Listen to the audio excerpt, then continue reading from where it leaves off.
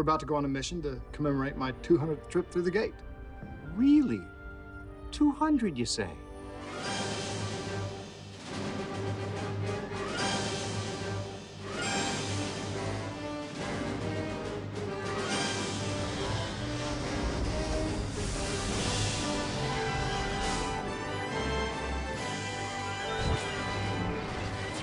There's two ways to approach a 200th episode. You can either just do an episode and, you know, hopefully make a really good one and just say, okay, 200.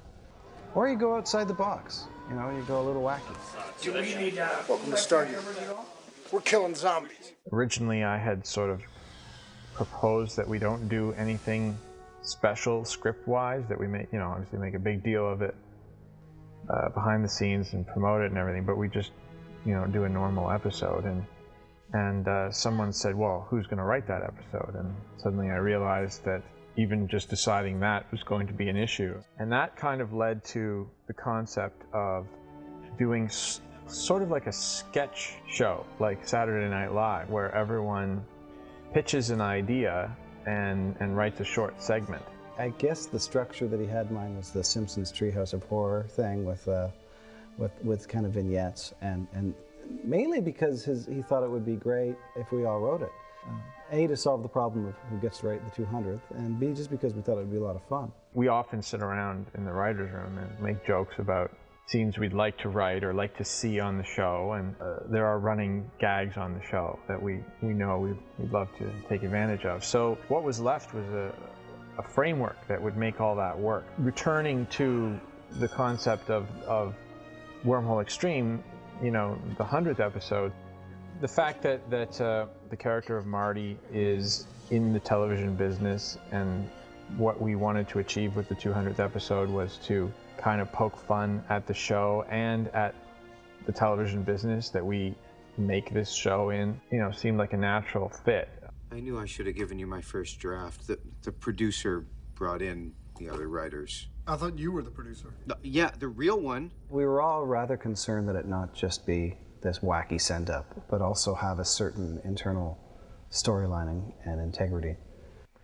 When I first got the 200th script, my initial reaction when I first got it was, whew, feels good. I just thought, it feels like a good script.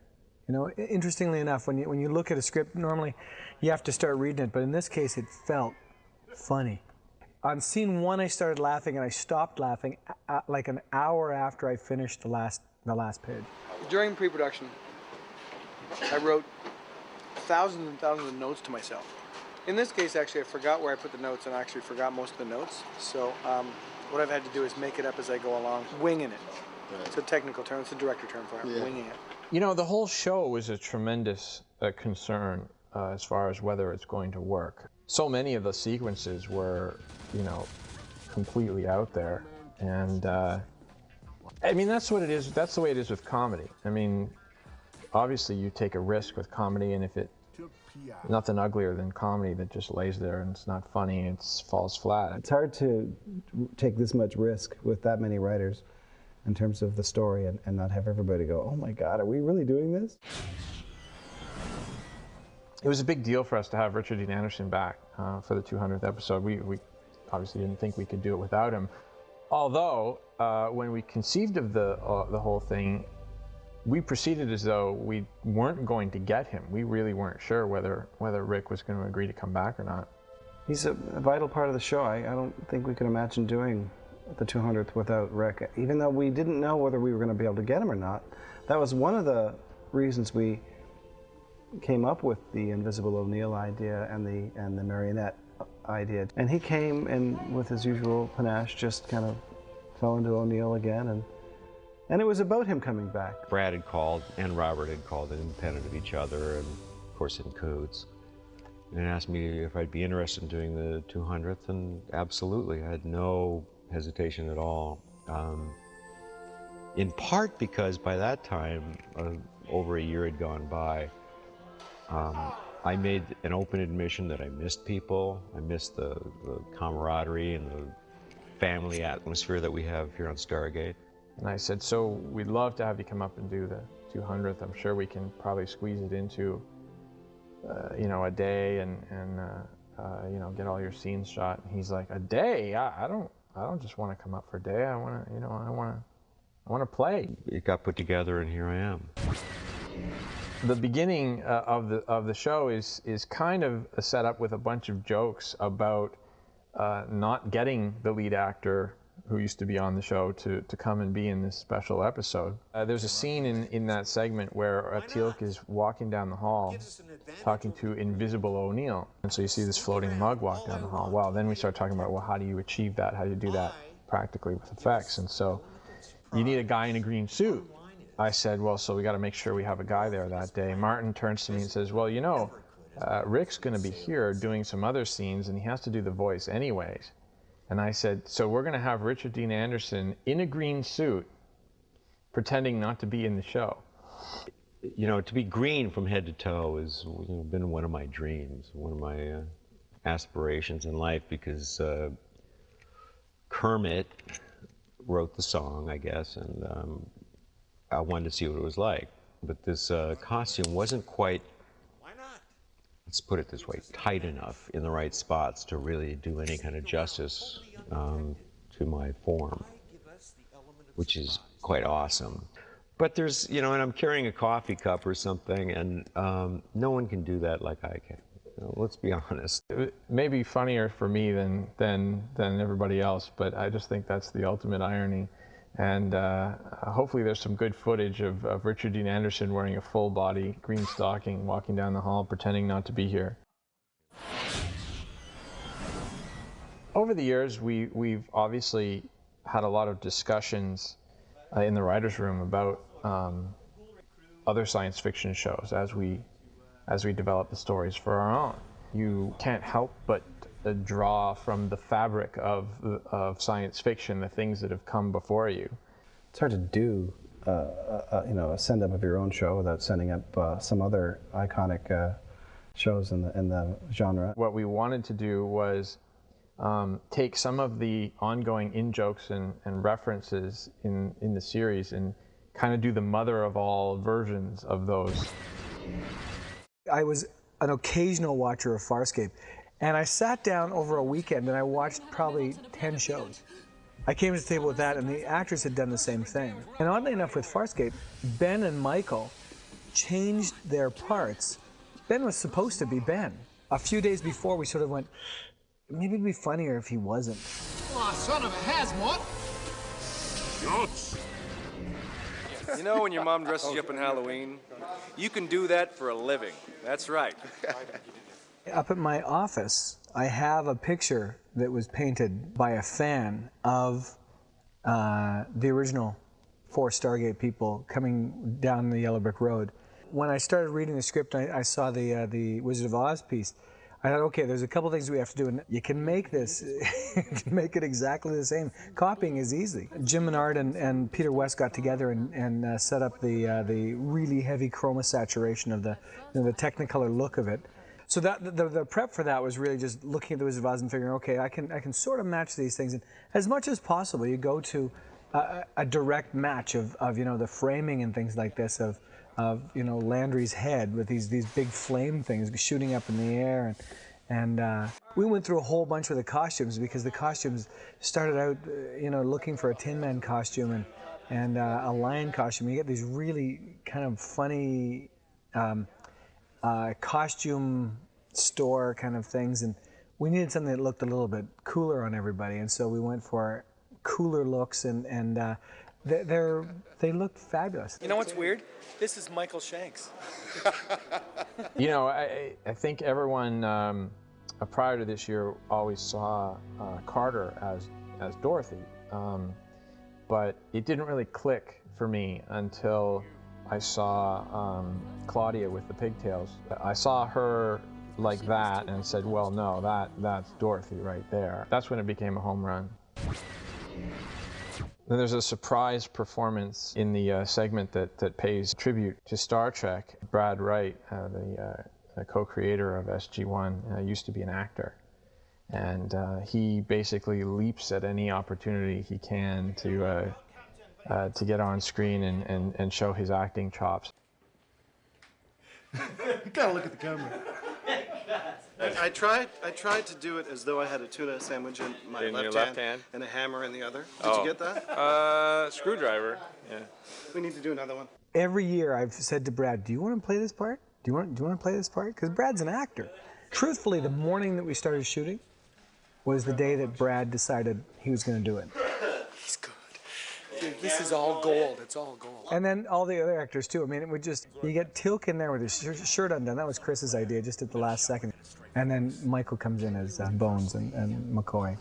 And Amanda came in with the big beehive hair. And it wasn't written that Ben comes walking in through the door, but I figured instantly we need that connection of the sound effect of the door. That would make everybody understand this is Star Trek. The crew mounds their stations. I'm picking up a strange energy anomaly, Colonel. It worked perfectly. They all worked. To be honest with you, it's coming up with alien, alien names and characters are one of the worst parts of my job. Why I came up with the Furlings, I don't know. But ever since then, the fans kind of latched onto that like a dog on a bone and have not let it go. The poor guy wrote them as mentioned them as a race in season 1 in an episode called The Fifth Race. Just a mention. He mentioned 3 that we knew of and added the Furlings. And then ever since then, every audience member, every convention is, when are we going to meet the Furlings? So Rob brought them. When we saw the Team America movie, we all immediately said, oh yeah, we got to do an episode of Stargate that way. It's fabulous. We love it. We love it. We love it. At the same time I got the okay that I was doing the 200th, is I got a call from Brad, and he said, I've just written a scene I want to read to you. And he read me virtually the entire scene that you see. And he said, and they're all marionettes, super marionettes. And I went, you're kidding. And I thought he was joking. Then other people started talking about it, and I thought, and I walked back into his office and said, are you serious that they're puppets? And he goes, yeah. And he said, we're meeting with the guys, we're talking to them. And I said, great. We called them and explained the sequence to them, and they were, totally jazzed about the idea of building SG-1 puppets and doing a whole sequence like that. What happened was the actors actually in their regular clothes walked through this thing, and Rick did this big hand gesture. And I went, oh, leave it to Rick to put an impossible thing for the marionette to do. And it's the funniest thing in the sequence. I wasn't concerned at all about that because I knew what I was doing. I mean, in playing it that big and some gestures that I've kind of created for myself over the years, because those guys can do virtually anything. And if you've seen Team America, if they can't do it literally, they'll do something more absurd than what is being done, which makes it that much funnier. Right! From all the research I was doing, I figured the easiest way to do this was to actually do it in 3 stages. One is you go in with the actors and you shoot the scene. Lock the camera off, this is where it's going to be, this is where the shot's going to be. And then you take the actors out of it, you start the camera without actors in it, and then you cut. Captain Dr. Samantha Carter. Reporting for duty, sir. That was fun because the actors all came in just in their street clothes. Nobody was dressed up, and Don Davis was there, and Rick was there, and everybody came in to do it, and we were just having such a riot doing this. And then we went out and we cut the scene with the actors in it, so that everybody knew what the scene was going to look like. And then we had to go to Los Angeles. Day 1, waiting for the puppet's limo to arrive. We're so excited. I can hardly contain myself. I've had to go to the bathroom 4 times. I can hardly hold this camera steady. And so Peter West and I spent 3 days in Los Angeles with the Kiddo brothers and had the best time you can have in Los Angeles. Just all we did was poke and prod puppets. Eric Baldwin is not in this movie. And then we got to set, and there's a little tiny set. It's just a little table and green screen. Again, we do it the same way that we shot a normal scene. You've got these puppeteers that are up in these lifts, and we never let them down. It's like, I have to go to the bathroom. Shut up! Then there's puppeteers down below, so generally each puppet has more than 1 puppeteer on it. The voices that we did with the actors are the voices that we used in the puppets, obviously. And what happens is you put it into a machine called a Gildafluke. So Joe, what is it you're doing here? I'm running the software and the programming for the actual feedback from the puppets that makes their mouth conform to the dialogue. This is the actual data This direction, this way represents time, and this is his mouth opening. There's the sound file right there, so we can literally draw it in there if we wanted to, and sync all the dialogue up to the audio track. The Gildafluke has this weird thing that that happens, and that is that when the batteries in one of the puppets goes dead, they do this thing called donkey face. What am I doing here? Why am I being brought here? And then their face just goes open wide, and it's the most hideous thing you've ever seen. And you get upset. It's like, what's happening? What's happening? What happened to him?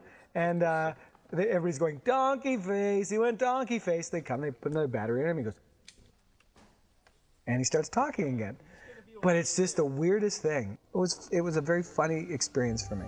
The real truth is that writers ultimately fantasize about, you know, having puppets for actors, because they pretty much do whatever you want them to.